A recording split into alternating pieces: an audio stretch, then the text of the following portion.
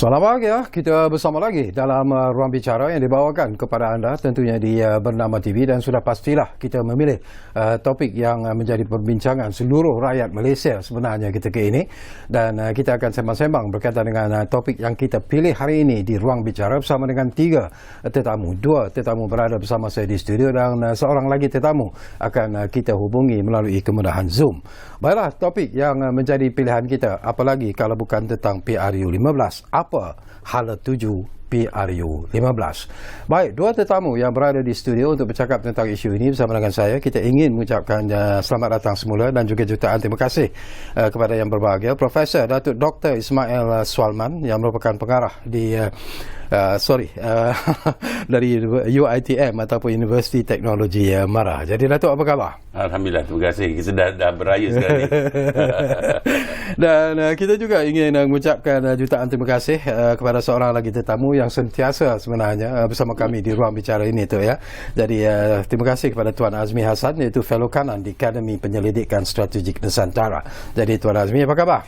Khabar baik. Syakawi tadi tersasul kerana dia terlampau teruja. Pertama kali dah lama tak jumpa sebenarnya. Dan macam kami katakan, seorang lagi tetamu kita akan hubungi melalui kemudahan Zoom, dan sudah pastilah tetamu kita juga sudah pun bersiap sedia, iaitu yang berbahagia Profesor Dr. Siva Murugan Pandian yang merupakan pensyarah di sosiologi politik di Pusat Pengajian Sains Kemasyarakatan Universiti Sains Malaysia. Prof Siva, apa khabar?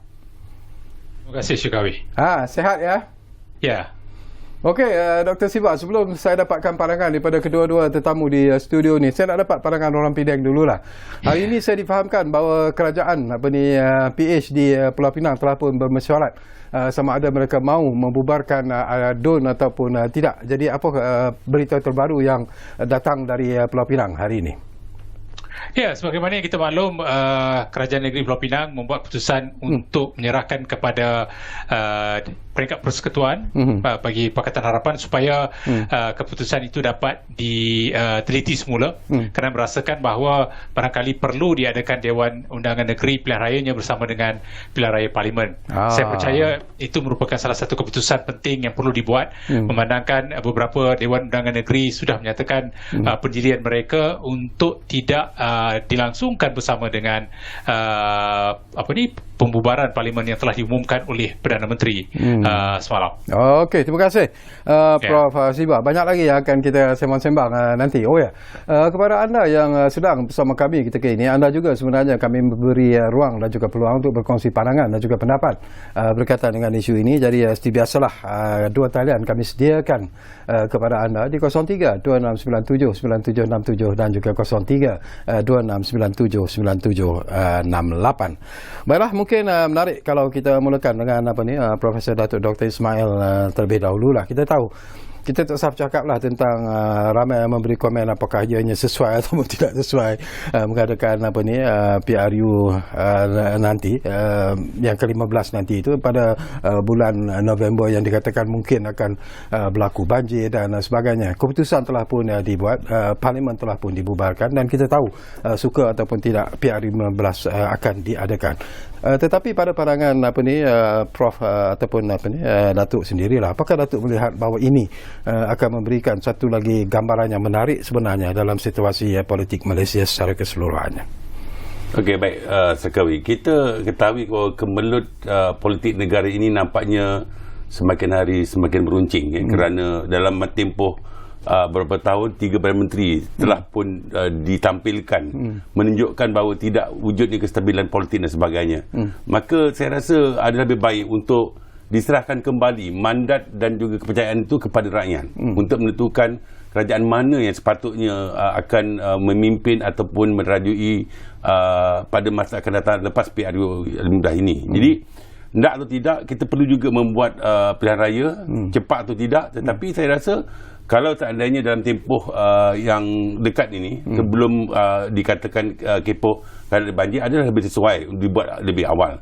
Kerana apa? Saya lihat bahawa walaupun nampaknya kerajaan di bawah Datuk Seri Ismail Sabri Yaakob masih nampak tenang, tetapi dalam keadaan tertentu saya nampak tidak wujud satu keadaan di mana solidariti itu tidak begitu mantap. Bermaksud dalam hal-hal tertentu banyak juga yang dilihat kelihatannya beberapa ahli kabinet atau menteri yang tidak perform, tidak mengikut haluan yang sepatutnya dalam acuan. Maklumlah kerana pada kabinet yang sekarang ini kita ketahui bahawa dia bukan di bawah satu kerajaan yang solid ataupun satu parti dia terdiri pada pelbagai parti. Makanya secara personal saya nampak bahawa dia tidak merujuk ataupun revert to the Prime Minister ataupun Perdana Menteri, tapi dia lebih merujuk kepada parti politik dia, maknanya pemimpin itu. Maka di situ nampak ketidaksehaluannya, menyebabkan saya rasa eloklah kita serahkan kembali mandat ini kepada rakyat, biar rakyat menentukan parti mana akan memimpin, kemudian tu cerita lain. Tetapi eloklah kita serahkan lebih awal, lagi bagus bagi saya daripada rezitan cerita yang sindiran sinis yang kerajaan tebuk sana, masuk sana, dinding tebuk, macam-macam namanya dibuat tetapi ini tidak memberikan image ataupun impact yang besar, malah dia menjadi kata orang ejekan daripada beberapa buah negara. Ini yang menyebabkan ekonomi kita agak lembab untuk bergerak kerana keyakinan pelabur makin hari makin meluncing dan juga duit Malaysia pun semakin hari semakin menurun. Jadi elok kita buat pilihan raya. Itu jalan terbaik bagi saya. Menarik. Baik, Tuan Azmi, saya juga nak dapat paragraf kelas daripada Azmi sendirilah. Dua isu yang digunakan untuk mengadakan PRU yang ke-15 ini, kenapa ianya perlu diadakan yang segera, ialah pertama untuk mewujudkan kestabilan politik, yang keduanya dikatakan untuk mewujudkan kestabilan ekonomi secara keseluruhannya. Tetapi apakah Azmi yakin bahawa dengan adanya PRU yang ke-15 ini, dua matlamat ini boleh dicapai sebenarnya ataupun tidak? Ya, secara ikhlasnya lah. Macamlah saya tak pernah ikhlas sebelum ini. Tetapi itulah harapannya bila adakan pilihan raya, rakyat membuat keputusan dan lazimnya bila rakyat membuat keputusan itu mereka memikirkan kepentingan diri sendiri, rakyat dan juga negara.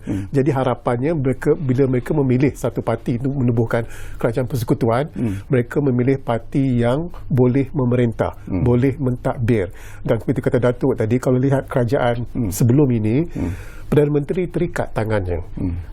Agak pelik bila 12 Perdana Menteri dalam kabinet mengutus surat kepada Yang di-Pertuan Agong. Ini macam apa yang berlaku 3 minggu lepas di United Kingdom. Tapi di United Kingdom, menteri yang tidak bersetuju dengan Perdana Menteri diletak jawatan. Tapi di sini dia tidak letak jawatan. Dia utus surat, masih berada dalam kabinet, dan dia kata dia masih sokong Perdana Menteri, sedangkan di belakang hantar surat kepada Yang di-Pertuan Agong. Jadi ini dikatakan bahawa pentadbiran itu tak boleh lama, tak boleh kekal lama. Dan kalau kita lihat kenyataan Perdana Menteri caretaker hari ini mengatakan yang 12 Menteri Perikatan Nasional itu yang membuatkan beliau terpaksa menasihati Agong untuk membubarkan Parlimen. Okey, Prof. Siva, saya juga nak dapat pandangan anda sebenarnya bila kita bercakap tentang PRU yang ke-15 ini. Pelbagai pendapat dan juga pandangan dilontarkan oleh pemerhati-pemerhati, penganalisis politik dan sebagainya. Dan ada juga yang mengatakan bahawa mungkin ini merupakan sesuatu yang cukup menarik kerana pengumuman itu dibuat begitu mendadak sekali, dan ada juga yang mengatakan bahawa PA sendiri terutamanya tidak bersedia, pembangkang sendiri, parti-parti pembangkang sendiri dikatakan sebenarnya tidak begitu bersedia untuk menghadapi PRU yang ke-15 ini disebabkan oleh masa yang ditetapkan itu. Apakah anda juga melihat perkara yang sama akan berlaku ataupun sebaliknya akan berlaku? Dan bagi saya sejak Perhimpunan Agung UMNO Mac 22 sudah pun jelas pilihan raya mahu disegerakan. Selepas 7 bulan Perdana Menteri membuat keputusan untuk menasihati dan juga membuat permintaan kepada Yang di-Pertuan Agong ke bawah duli agar pembubaran Parlimen dilakukan. Bermakna sepanjang 7 bulan kita juga telah mula melihat kempen dilakukan oleh pelbagai parti. Apatah lagi kelebihan sudah pasti berpihak kepada kerajaan pemerintah, Perdana Menteri daripada Parti UMNO Barisan Nasional. Sudah pastilah timing ataupun pemilihan masa itu dibuat bersesuaian dengan keperluan dan juga kepentingan parti, bukannya secara menyeluruh. Kerana kita tahu dalam mana-mana pilihan raya perlu ada yang kalah, akan ada yang menang, dan pasti keputusan ini dibuat dengan congkakan ataupun percaturan tertentu supaya memberikan kelebihan kepada parti mereka, dan barangkali jika ditangguhkan lagi perlu berhadapan dengan isu-isu yang lain secara berterusan, khususnya resesi global, pengangguran, pekerjaan, dan juga isu-isu sampingan lain-lain. Apatah lagi kita berada dalam proses pemulihan pandemik COVID-19, beberapa pendekatan strategi intervensi secara berterusan perlu dilakukan, bermakna kita memerlukan sebuah kerajaan yang stabil, ampuh, yang boleh menjalankan tanggungjawab secara licin, tersusun dan lancar. Jadi keputusan yang dibuat, saya percaya adalah berdasarkan kepada penentuan, kepada keperluan parti, apatah lagi desakan secara berterusan juga dilakukan oleh parti supaya disegerakan pilihan raya dilakukan pada tahun ini. Dan kita tahu dalam tempoh masa ini juga Pakatan Harapan, Perikatan Nasional, Gerakan Tanah Air berusaha untuk melakukan persefahaman dalam parti masing-masing, dan kerjasama ataupun kolaborasi yang kita lihat itu barangkali tidak sama dengan tahun 2018. 2018 ia telah membina momentum selama hampir 3 tahun, sejak 2015. Bila sampai kepada pilihan raya, seolah-olah pembangkang sudah bersedia untuk berhadapan dengan pilihan raya tersebut. Apatah lagi, tempoh masa bukan menjadi salah satu isu besar ketika itu. Dan dalam konteks ini, saya percaya keputusan yang dibuat oleh Perdana Menteri selaras dengan kuasa prerogatif ataupun kuasa mutlak yang ada pada beliau, agar pembubaran itu akan memungkinkan kesiapsiagaan parti yang diketuai ataupun bersama dengan parti lain di dalam Barisan Nasional itu akan memberikan nilai tambah berbanding dengan persefahaman yang cuba ataupun masih cuba dibina oleh Barisan Pembangkang. Okey. Baik, saya juga nak dapat pandangan daripada Tuan Azmi sebelum saya dapatkan pandangan daripada Profesor Datuk Dr. Ismail. Kalau kita lihat Azmi, perkembangan terkini lah ialah apa yang ingin dicapai oleh SPR khususnya lah, merupakan sesuatu yang ditunggu-tunggu juga oleh mereka. Mau tahu sebenarnya bila pilihan raya umum ini akan diadakan, terutamanya dengan keadaan cuaca yang dikatakan mungkin akan memberi cabaran hebat kepada PRU yang ke-15. Pada jangkaan Azmi sendirilah agaknya bila pilihan raya ini, PRU yang ke-15 ini akan berlangsung, akan diadakan. Jawapan mudahnya tunggu hari Khamis ni. Sebab hari Khamis ni SPR akan bermesyuarat. Ya. Tapi menarik dalam kenyataan SPR itu menyatakan mesyuarat mengenai pembubaran pilihan raya parlimen dan juga DUN Bugaya.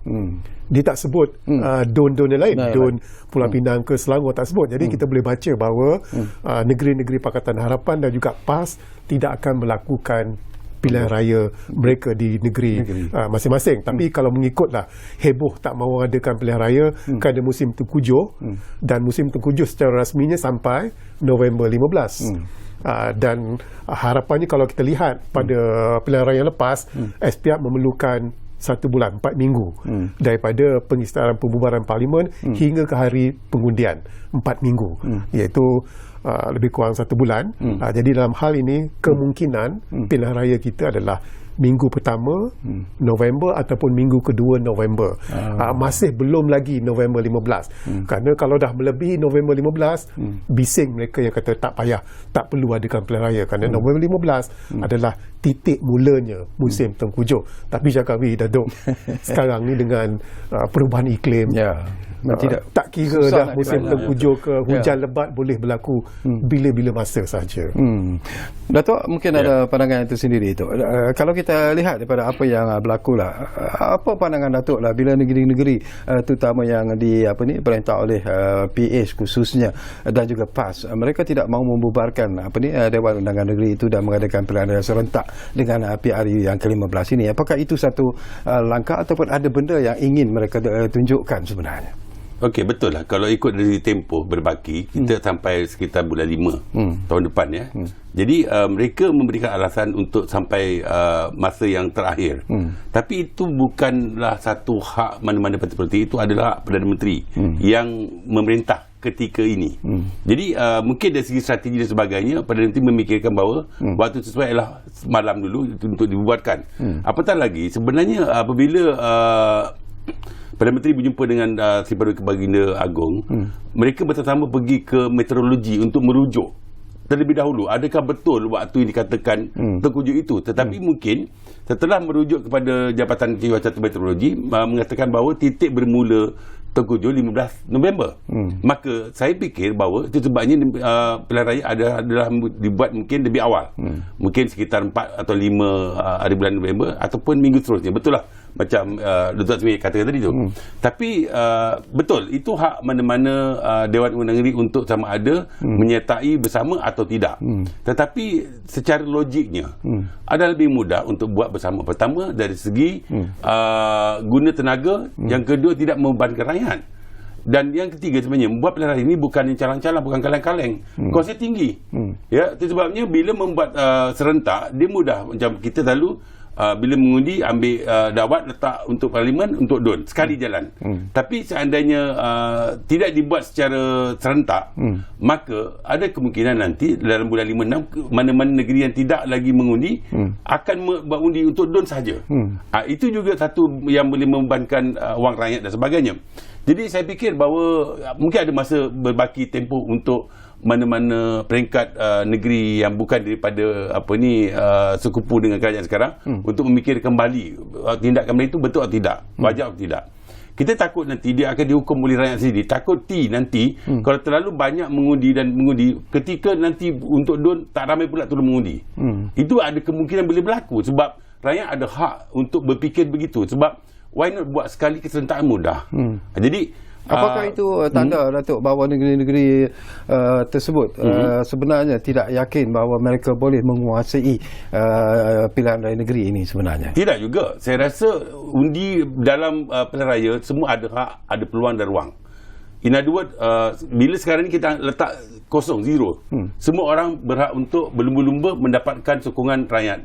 Dan sebenarnya kita faham bahawa sejak 2018 sampai sekarang ini kita sebenarnya berpolitik hari-hari tu. Setiap saat kita berpolitik. Tidak ada masa untuk renggang, berehat, asyik-asyik bercakap tentang politik. Sama ada secara tidak sengaja ataupun secara sengaja.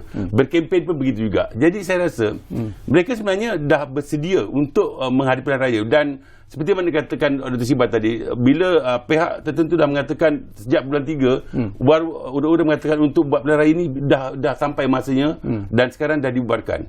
Jadi dia lebih baik untuk memudahkan keadaan. Saya ulang sekali lagi supaya mereka bersama-sama buat sepertinya dahulu. Sebab seperti macam kita tahu 4 negeri sepertinya Sabah, Sarawak, Melaka dan Johor telah membuat DUN oleh kerana hal-hal tertentu pada tahun-tahun yang kebelakangan ini. Tetapi negeri lain saya rasa perlu juga memilih untuk membuat secara serentak. Kerana demokrasi memang betul dinamik. Tetapi dinamika itu perlu dipikirkan secara matang. Dan saya fikir bahawa kalau semua pemimpin parti politik yang membuat keputusan berfikir secara matang, bahawa rakyat dan pengundi juga akan matang untuk memilih yang terbaik dalam hal tertentu. Cuma saya fikir adalah beberapa kekalan tertentu sebab tadi telah dikatakan bahawa dia datang announcement macam mendadak kan, drastik begitu.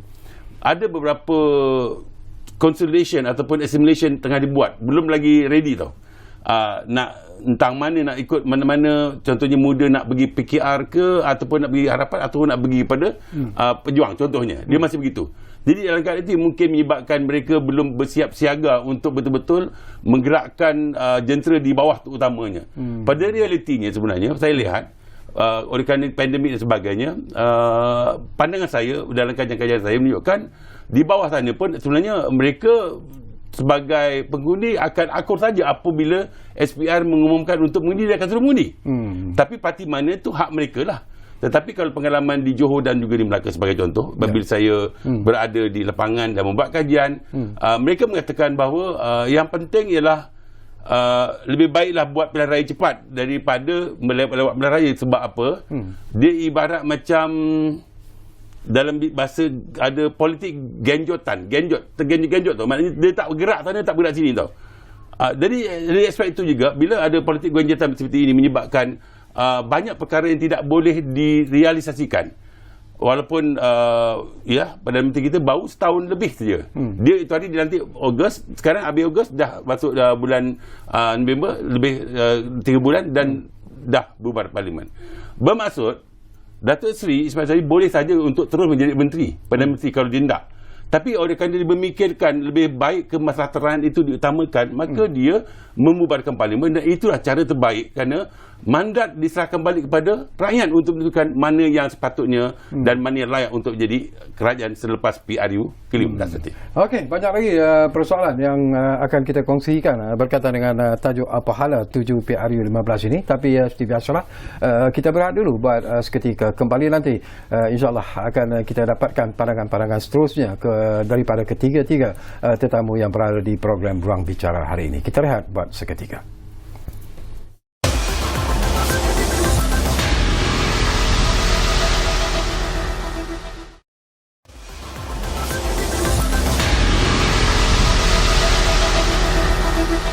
Baik, kita kembali semula ke ruang bicara ini. Difahamkan ada dua pemanggil di talian kita sekarang ini. Ridwan dari Pulau Pinang sudah pun bersiap sedia di talian kami sekarang ini. Assalamualaikum Tuan.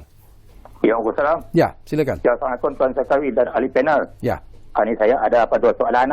Yang pertama, apakah halat 7 PRU 15 kan? Saya nak tahu, adakah dengan wujudnya kata mahkamah, maka Perdana Menteri mempercepatkan PRU 15 ni? Yang pertama. Okey, yang kedua, adakah dengan dengan bajet gula-gula ni, kerajaan telah merasakan bahawa mereka boleh menang? Sebab tu ya dia mewujudkan PRU 15 dengan cepatnya. Okey. Minta ahli panel ulas dalam ni. Terima kasih. Wassalam. Baik, terima kasih. Ridwan dari Pulau Pinang, dan seorang lagi pemanggil yang ada di talian kita sekarang ini, Bahar dari Kuala Lumpur. Assalamualaikum Bahar. Waalaikumsalam Sakawi. Ya, saya. Okey, sihat ya? Alhamdulillah. Okey, Assalamualaikum kepada 3 ahli panel kita malam ni. Ni semua malam ni heavyweight semuanya Sakawi. Betul. Okey, saya nak tanya ada 3 soalan dan juga pencerahan ni Sakawi ya. Ya. Ni sebagai rakyat biasa dan juga ahli politik biasa je lah. Saya memang yang tak setuju bila PRU 15 ni don dengan parlimen tak serentak dibubarkan. Jadi kita pun tak tahulah hala 7 yang lain dulu kan. Ya. Tapi siapa yang saya nak tanya ni berkenaan dengan hala 7 ataupun survival parti politik orang Melayu ni. Sebab gabungan nak bergabung memang tak jadi, nak dapat gabungan MN tu pun agak sukar ya. Jadi rasanya apa akan terjadi lepas PRU 15 ni, parti politik orang Melayu ni? Mana yang nak boleh dominan ataupun macam mana? Okey. Sebab bila ada dekat kedengaran juga DAP pun nak letak calon Melayu juga. Kan? Okey, yang keduanya Sawi semua dah tahu pengundi PRU 15 ni pengundi-pengundi muda akan mula mengundi. Tapi apa yang saya nampak pengundi-pengundi veteran pun ramai yang jadi first voters ni dan juga yang atas pagar. Jadi adakah golongan-golongan ni yang akan jadi penentu kepada parti-parti yang nak bertanding pada PRU 15 yang akan datang sekarang? Okey, yang ketiga Sarawi kan, kedengaran dan mungkin rakyat pun dah tahu BN nak cepatkan sangat PRU ni. Jadi sebabnya dengar kata nak sebabkan survival politik individu tertentu dan bukannya untuk memperkokohkan atau menstabilkan politik atau ekonomi negara. Jadi minta ahli panel lah ulas dari sini. Okey. Itu saja Sakawi. Terima kasih Sakawi. Baik, terima kasih banyak-banyak Bahar dari Kuala Lumpur. Jadi banyak soalan-soalan menarik sebenarnya yang dilontarkan oleh pemanggil-pemanggil kita. Jadi dua tetamu kita yang berada di studio ini kena memikirkanlah jawapan-jawapan kepada persoalan-persoalan yang dibangkitkan. Kerana saya lebih dulu nak dapatkan pandangan daripada Prof Dr. Siva yang berada di USM Pulau Pinang ketika ini. Baik, Dr. Siva, mungkin Prof Siva mungkin menarik jugalah kalau saya dapatkan pandangan terbuka daripada Prof sendirilah. Apakah Prof melihat bahawa PRU 15 nanti mungkin betul-betul akan mewujudkan satu parti yang dominan sebenarnya dan sekaligus akan menghilangkan tekanan-tekanan politik yang akan diterima oleh mana-mana parti politik yang menang tetapi tidak mencukupi, tidak dominan, terpaksa bergabung dan sebagainya. Apakah Prof yakin bahawa kali ini mungkin akan ada parti politik yang dominan menguasai politik Malaysia sebenarnya? Ya, Syakawi, setakat hari ini kita masih tidak nampak mana-mana parti boleh secara dominan membentuk kerajaan dengan sendirinya. Bermakna untuk menubuhkan kerajaan, parti itu memerlukan 112 kerusi. Betul.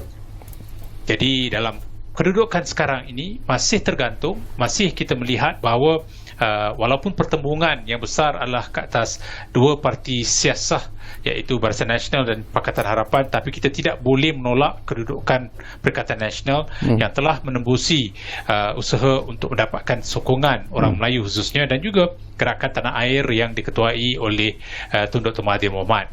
Bermakna dalam konteks ini, walau siapa pun mahu membentuk kerajaan, sudah pasti akan bergantung kepada GPS dan juga GRS di Sarawak dan Sabah. Dia mudah perkiraannya sebenarnya. Daripada 222 kerusi, saya melihat sukar untuk menembusi kerusi yang bakal dimenangi oleh DAP. Kita berikan saja 42 kerusi yang mungkin dimenangi oleh DAP. Tinggal adalah dalam 180. Sabah dan Sarawak merangkumi 56 kerusi, 31 di Sarawak, 25 di Sabah. Jadi bakinya adalah 124 kerusi yang menjadi percaturan di Semenanjung. Bermakna mana-mana parti yang mahu membentuk kerajaan perlu mendapat majoriti di kerusi Semenanjung dan akhirnya cuba untuk melakukan rundingan dengan GPS atau JRS agar boleh membentuk sebuah kerajaan yang stabil dan menentu. Sebab itu kita lihat Barisan Nasional sudah menyatakan secara terbuka mahu membentuk kerajaan ini dengan GPS. Dengan JRS saya rasakan masih berlaku rundingan di belakang tabir supaya itu memungkinkan pembentukan kerajaan bagi mereka. Bagi Pakatan Harapan, sudah pasti mereka juga sedang melakukan beberapa percaturan. Khususnya apakah mampu untuk menarik muda dalam kelompok yang mahu dibentuk sebagai satu kemah besar yang tidak dipersetujui oleh strategisnya Rafizi Ramli sebelum ini. Apakah akan ada satu timbang tara baru dan juga apakah akan ada gabungan dalam kalangan beberapa parti pembangkang lain untuk menzahirkan pertembungan satu lawan satu. Kerana kita tahu kesannya sebagaimana yang kita lihat di pilihan raya negeri Johor, apabila wujud pertembungan pelbagai penjuru, ada yang sampai 5, 6, itu memberikan kelebihan kepada Barisan Nasional. Itu jelas, itu atas kertas lah untuk perkiraan yang mudah. Tetapi untuk kita masuk secara terperinci, kita harus menggarap demografi, geografi, kita harus melihat kepada kelompok umur, gender dan juga sokongan dalam kalangan pengundi baru. Misalnya sebagaimana dikatakan oleh Saudara Bahar tadi, pengundi 18. Kemudian ada pengundi yang kali pertama didaftarkan, mungkin berumur 40 tahun, 50 tahun, yang 60 tahun, yang tidak pernah mengundi sebelum ini. Apakah mereka akan keluar daripada kelesuan politik dan juga menzahirkan sokongan kepada mana-mana pihak? Dalam konteks ini, kita tahu ada pecahan kelompok pengundi. Pengundi tega, pengundi atas pagar, pengundi yang tidak mahu keluar sama sekali. Jadi yang menjadi tumpuan juga adalah pengundi atas pagar. Sebab itu kalau kita lihat pada kenyataan Rafizi Ramli, beliau cuba untuk meraih 30% sokongan pengundi Melayu dan juga kelompok yang akan keluar kali pertama dengan pengundi yang berumur 18 tahun ke atas untuk membolehkan wujud satu pertembungan yang sengit dari segi pola gelagat para pengundi. Bagi Barisan Nasional, saya melihat bahawa yang akan diberikan tumpuan adalah untuk mengembalikan undi protes untuk membolehkan pengundi tega mereka itu kekal setia walak kepada parti dan juga dengan menampilkan ketokohan mana-mana calon, dan saya rasakan itu akan menjadi salah satu percaturan baru di dalam pilihan raya umum ke-15, ketokohan, kewibawaan calon-calon baru, muka baru, kerana keterakisan sokongan kepada parti juga semakin ketara. Bermakna pemilihan calon itu penting dalam pilihan raya kali ini, dan saya melihat ini merupakan antara perkara yang harus diguna pakai dalam kita mahu mengamati, meneliti emosi dan juga persepsi yang bakal ditawarkan dalam konteks formula pembentukan kerajaan. Bermakna selepas pilihan raya umum ke-15, barangkali kita mungkin akan melihat penjajaran berdasarkan kepada kompromi dan juga negosiasi baru jika wujud keadaan yang tidak menentu sebagaimana yang kita lihat dalam PRU ke-14 sewaktu kempen bermula, kerana kempen kali ini saya rasakan akan memberikan banyak tumpuan kepada soal pengkhianatan, soal oportunis, soal untuk melahirkan kebencian, soal bagaimana soal kekecewaan juga akan diangkat, dan apakah itu akan sama ada menarik pengundi keluar ataupun di sebaliknya. Baik. Barangkali Tuan Azmi, berlandaskan daripada apa yang disebut oleh Prof. Siva, ini memberikan satu gambaran yang tidak menentu juga sebenarnya. Walaupun Barisan Nasional, khususnya UMNO sendiri masih yakin bahawa mereka boleh menguasai PRU ke-15 kali ini, tetapi mereka juga terpaksa berhadapan dengan cabaran-cabaran yang lebih hebat daripada parti-parti politik yang lain, terutamanya macam PA, Bersatu dan sebagainya. Malah PN sendiri pun akan menjadi satu cabaran hebat sebenarnya kepada Barisan Nasional dan UMNO khususnya. Tetapi apakah anda melihat ini akan merupakan satu lagi gambaran yang mungkin akan memberikan satu dimensi yang berbeza dalam PRU kali ini sebenarnya? Saya nak jawab dalam ruang lingkup soalan Encik Bahar tadi, itu dominance Parti Melayu. Parti Melayu. Prof. Siva cakap ada 124 kursi di Semenanjung, lepas tolak 44 kursi DAP. Daripada 124 itu, kalau kita ambil 65%, majoritinya pengundi Melayu, dia lebih kurang 80 kursi saja. Jadi maksudnya dalam 65% ini pengundi Melayu, Barisan Nasional umpamanya memang akan menjadi parti, bagi pendapat saya lah, akan menjadi parti yang banyak mendapat kursi parlimen, tapi tak cukup lagi untuk menubuhkan kerajaan. Sebab itu kena ada gabungan GRS, GPS. Kalau dicampur pun kemungkinan majoriti ada, tapi tak kukuh. Sebab itu Barisan Nasional memerlukan satu lagi rakan di Semenanjung, dan rakan yang terbaik di sini adalah Parti PAS. Sebab itu kalau kita lihat Parti PAS, pemimpin mereka masih membuka ruang sedikit sebanyak bagaimana untuk bekerjasama. Tapi kerjasama itu bukan pra-PRU, tetapi pasca PRU. Dan di sini saya melihatnya ada yang mengatakan pengundi India dikatakan menjadi kingmaker. Tapi selepas pasca PRU 15, saya melihat PAS itu akan menjadi kingmaker yang akan menentukan bentuk kerajaan persekutuan.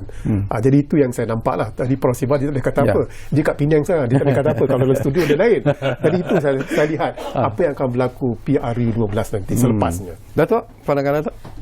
Saya fikir bahawa ramai mengatakan mungkin tidak ada satu parti yang akan mendapat majoriti. Kalau majoriti pun majoriti mudah. Untuk membentuk kerajaan, dia perlukan rakan dan juga apresiasi baru. Saya mungkin terfikir begini.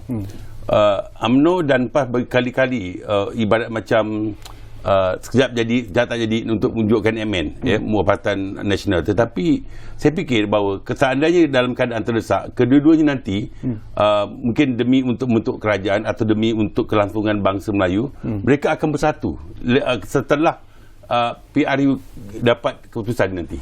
Itu mungkin akan berlaku. Tapi apapun, saya fikir bahawa kalau kita dapat analisis beberapa pilihan raya sebelum ini, terutamanya DUN di Sabah, Sarawak dan juga Melaka dan Johor, mungkin dia boleh mendapat sedikit pandangan, dan saya fikir bahawa banyak perkara dan iktibar yang telah pun dipelajari oleh mana-mana parti politik.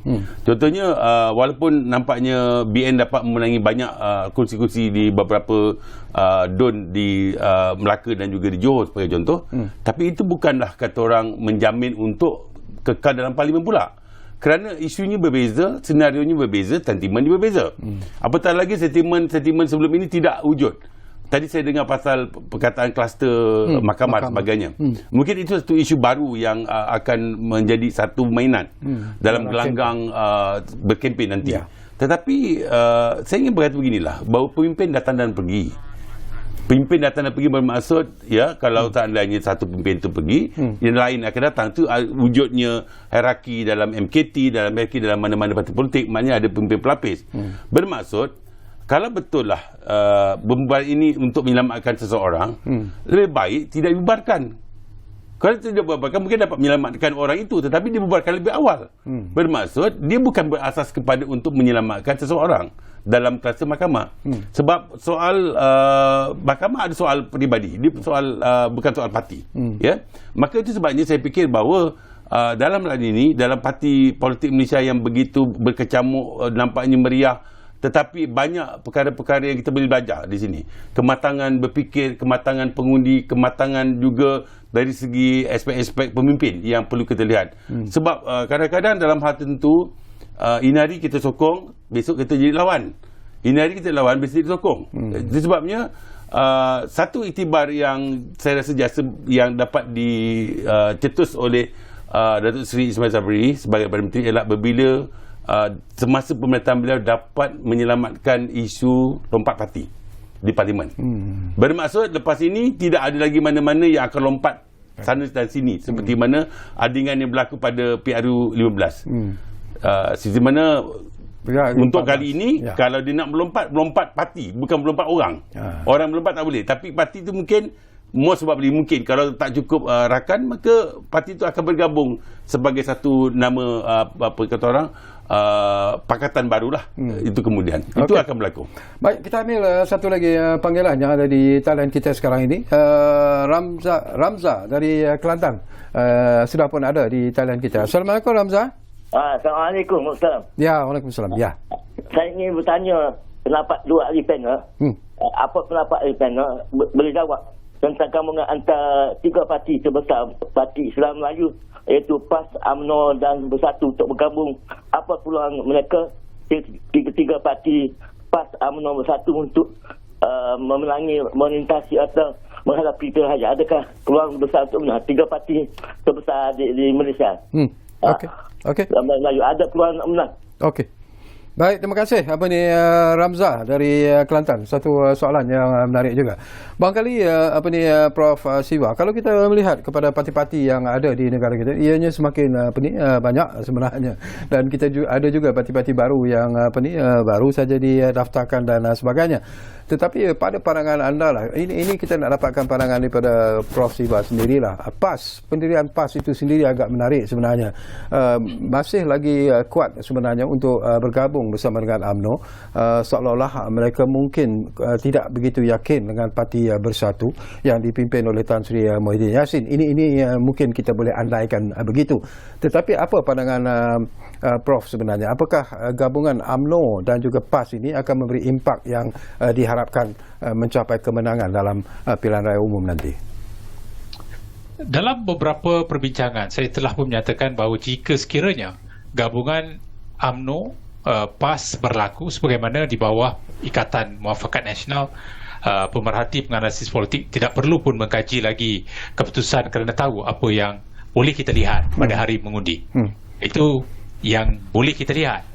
Tapi isunya di sini adalah pada tahun 2018 sehingga 2020 hubungan di antara UMNO PAS itu jelas. Di dalam beberapa pilihan raya kecil kita sudah pun nampak keputusan yang memberikan kelebihan atas prinsip perpaduan ummah, atas semangat asobiah yang dilahirkan di bawah Ikatan Muafakat Nasional. Tetapi daripada tahun 2020 hingga tahun 2022 kita lihat seolah-olah wujud satu kejanggalan dalam hubungan tersebut. Apabila PAS sudah menjadi anggota rasmi Perikatan Nasional, seolah-olah berada dalam kerajaan kerana pembentukan yang dihasilkan oleh Tan Sri Muhyiddin Yassin selaku Perdana Menteri ketika itu, dan kebergantungan Bersatu kepada PAS jelas dari segi guna tenaga, logistik, kemudahan. Apatah lagi PAS sudah lama berkecimpung dalam konteks persekitaran politik dunia kemelayuan Islam. Jadi dalam konteks ini, sama ada PAS UMNO boleh percaya atau tidak membentuk hubungannya, saya bersetuju PAS menunggu sehingga pasca pilihan raya. Sebab itu Dr. Zudi, strategis bagi PAS, telah pun menyatakan bahawa seboleh-bolehnya elakkan pertembungan di 27 kerusi. Dari perkiraan saya adalah 33 kerusi. Jika pertembungan itu dapat dielak, maka barangkali keputusan akan menyebelahi gabungan seperti ini. Tetapi jika berlaku perpecahan secara berterusan, sebagaimana yang dikatakan oleh pemimpin UMNO hari ini, seolah-olah hubungan itu hidup segan mati tak mau. bermakna pertembungan seolah-olah tidak dapat dielakkan. Jika pertembungan tidak dapat dielakkan, maka kita kembali semula apa yang kita lihat pada tahun 2018, iaitu 3 penjuru dan juga lebih yang barangkali tidak akan memberikan kelebihan kepada mereka. Sebab itu, walaupun dalam konteks bertanding banyak kerusi, PAS hanya mampu menang 18 kerusi di dalam pilihan raya 2018. Barisan Nasional menang 79 ketika itu. Kalau kita gabungkan ini, 97, kalaulah tidak ada lompat parti dan keluar dan sebagainya, dan yang diperlukan hanya 15 ketika itu. Bermakna dalam kedudukan kecamukan politik ketika itu sekalipun, gabungan ini mampu memberikan persaingan yang hebat jika sekiranya wujud satu gabungan besar. Apatah lagi dalam konteks sekarang ini, mereka perlu membuat keputusan sama ada mahu bersama berdasarkan kepentingan untuk menang ataupun masih terikat dengan ego politik yang barangkali dalam polemik dilema di mana PAS sebenarnya berada di tengah-tengah. PAS mahukan kedua-duanya.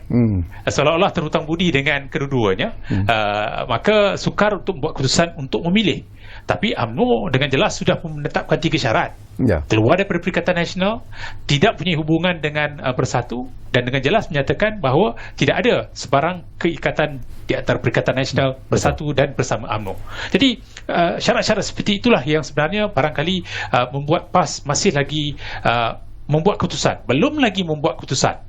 Bagi Bersatu, saya rasa hubungan dengan UMNO disebabkan satu DNA. Sebab itu saya rasakan wujud satu ketetapan dalam Perhimpunan Agung UMNO yang lepas di mana tidak mahu kerjasama itu diteruskan kerana merasakan wujud ialah persaingan dalaman yang telah menyekat kemarahan UMNO sendiri. Jadi bagi keputusan yang lebih jelas, saya bersetuju dengan Prof. Azmi tadi bahawa mungkin selepas pilihan raya kita akan melihat satu keputusan yang lebih jelas atas kepentingan untuk membentuk kerajaan. Sebab itu juga Akta Lompat Parti seolah-olah memberikan kelonggaran dalam soal penggunaan simbol, dalam soal pembentukan gabungan baharu. Jadi seolah-olah apa yang berlaku pada Mac 2020 tidak tersekat di bawah akta pindah parti ataupun akta larangan lompat parti. Jadi kita akan melihat bagaimana keputusan-keputusan yang bakal berlaku juga bergantung kepada peratusan yang keluar mengundi. Sebab itu jentera UMNO dan PAS sebenarnya merupakan antara jentera besar yang mampu untuk memobilisasi sokongan yang boleh memberikan kelebihan kepada kedua-duanya jika bergabung. Okey, baik. Kita akan berehat buat kali terakhir dan kembali nanti. Tak banyak lagi masa yang tinggal, tapi ada lagi persoalan yang mungkin sempat saya kongsikan bersama dengan tetamu-tetamu kita di ruang bicara. Kita rehat dulu.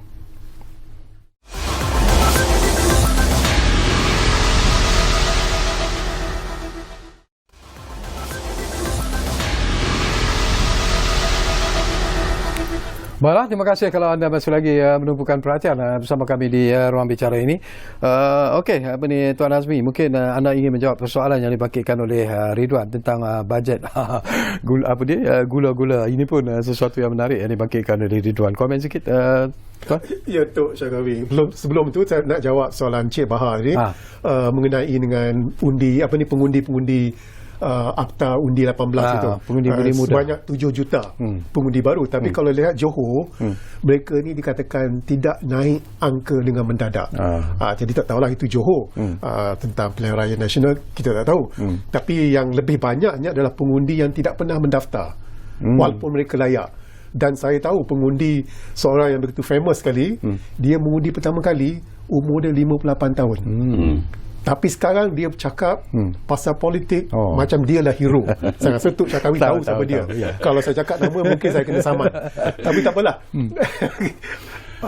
Datuk dia boleh cakap siapa orang tu. Tapi yang pasal bajet sebagai gula-gula undi itu, saya melihat itu adalah mini manifesto Barisan Nasional.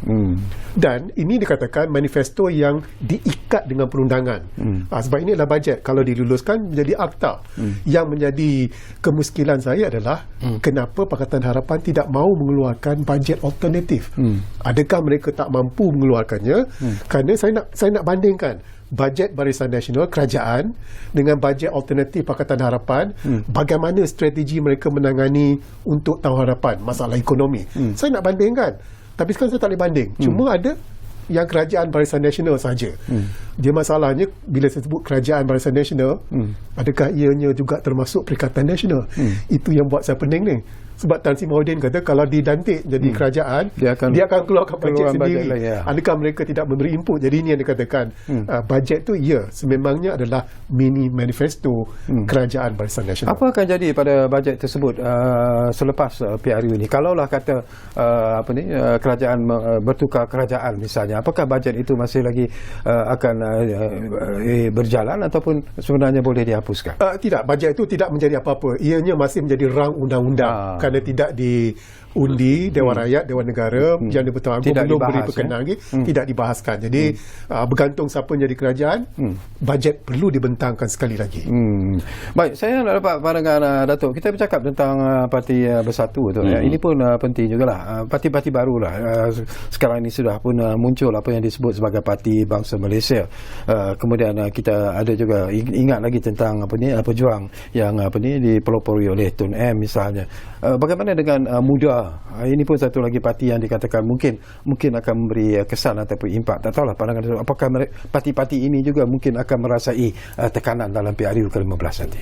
Tidak, bagi setengah-setengah parti belum lagi berstruktur dengan mantap.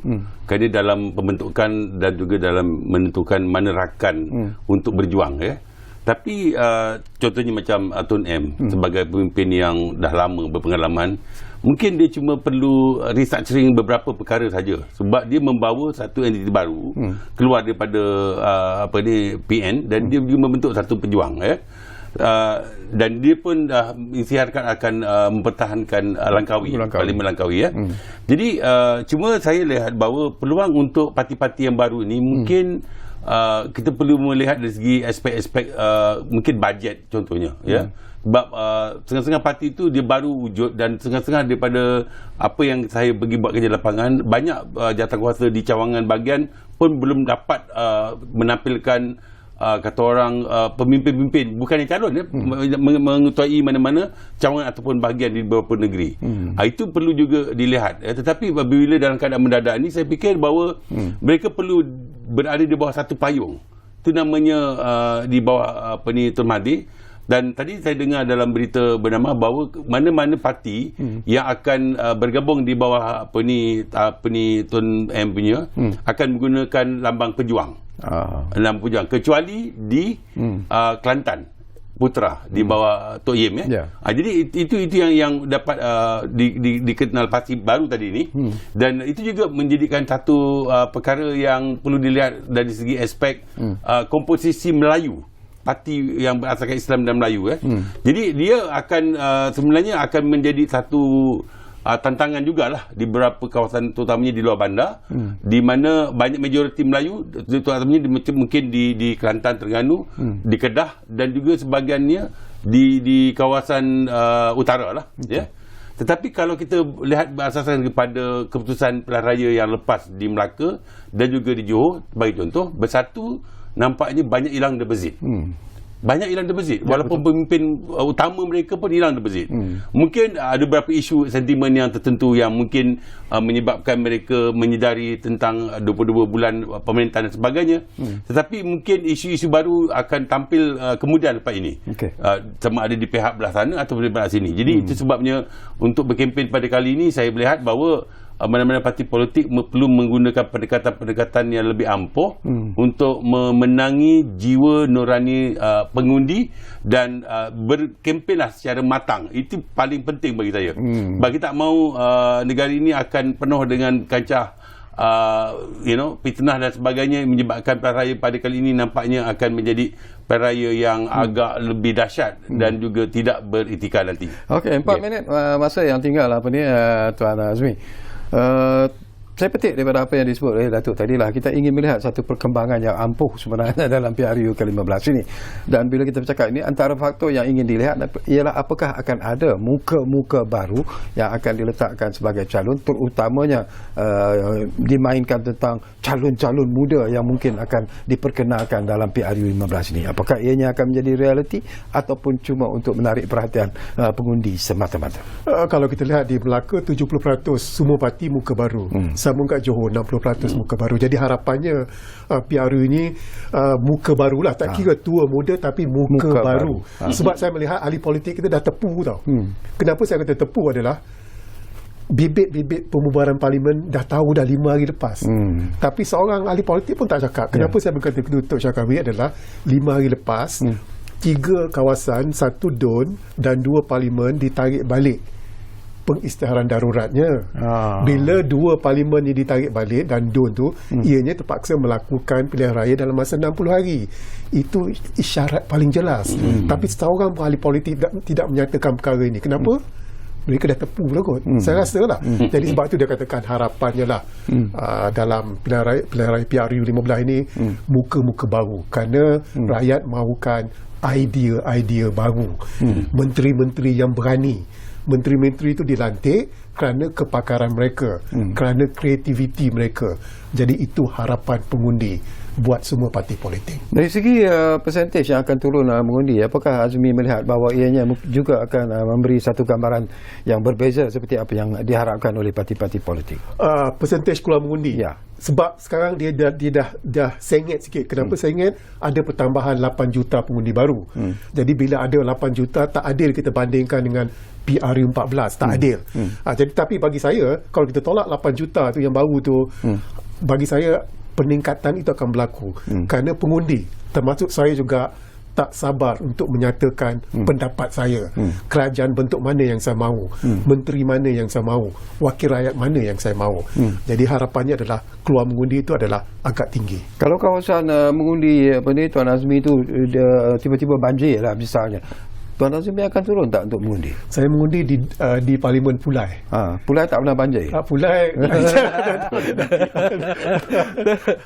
Tapi kalaulah berlaku banjir, Tuan akan turun ke tidak? Saya bagi senyaro inilah, Tuk Syakawi. Kalaulah banjir berlaku besar-besaran, yang di Pertuan Agong mempunyai kuasa untuk mengisytiharkan darurat dan tunda. Jadi banjir ni kita lupakanlah. Sebab benda lama lagi, tak tahu. Lagi Puan UMNO dah mengajar pegawai-pegawai mereka untuk berenang kan. Jadi tak ada masalah. Okey, tinggal 1 minit lagi. Saya juga beri ruang kepada Profesor Dr. Siva Marugan. Barangkali Prof Siva, 1 minit diperuntukkan kepada anda. Apa yang lagi ingin anda sampaikan? Apa hala tuju PRU 15 sebenarnya? Silakan Tuan. Ya, bagi saya PRU ke-15 ini lebih penting untuk dilihat apakah masa depan yang mahu kita lahirkan. Kita sudah melihat lahirnya 3 Perdana Menteri sepanjang 2018 hingga 2022. Kita juga melihat ketidakstabilan dan juga ketidakmenentuan berpanjangan. Mungkin ini titik nokta pengunjungnya supaya kita mampu untuk membentuk sebuah kerajaan yang lebih baik, lebih bagus, supaya masa depan berdasarkan kepada pemulihan pandemik COVID-19 dapat dilakukan dengan lebih adil, berteraskan kepada sekuriti sosial dan juga membentuk politik berhemah dan juga bermoral. Tidak kisah siapa menang sekalipun, tapi mereka mempertahankan hak pendemokrasian yang sudah pun kita jalani sekian lama. Okey, terima kasih banyak-banyak kepada Profesor Dr. Siva Marugan Pandian. Boleh tambah? Ya, silakan. Boleh. Saya 20 minit lah. 20 saat saya bagi. Prof Siva ni seorang rakyat yang bagus. Betul. Sebab tu seronok saya mendengar dia bercakap kesimpulan tadi. Silakan. Okey.